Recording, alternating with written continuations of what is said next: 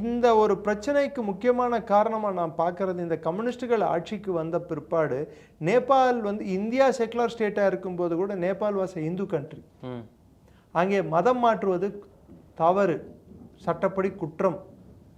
அதை இந்த கம்யூனிஸ்டுகள் வந்த பிற்பாடு செக்குலரிசம் என்ற ஒரு போர்வையில் மதம் மாறலாம், மத மாற்றங்களை என்கரேஜ் செய்தார்கள்.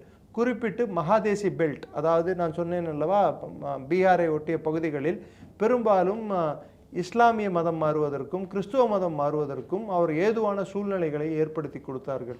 இது யுஎஸும் அதை சாதகமாக பயன்படுத்தி கொண்டது, பாகிஸ்தான் மற்றும் மற்ற நாடுகளும் இஸ்லாமிய நாடுகளும் சாதகமாக பயன்படுத்தி கொண்டது.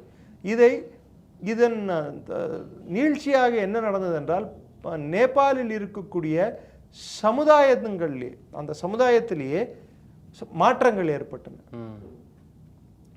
டெமோகிராஃபிக் சேஞ்ச் அப்படின்வாங்க, புரியுது, அது ஏற்பட ஆரம்பிச்சு. அந்த டெமோகிராஃபிக் சேஞ்சோட இம்பேக்ட் இன்னைக்கு ஹோலியஸ்ட் ஆஃப் ஹோலிஸ் பிளேசஸாக கருதப்படக்கூடிய பசுபதிநாத் கோவிலை தாக்கும் அளவுக்கு அது வளர்ந்து இருக்கிறது.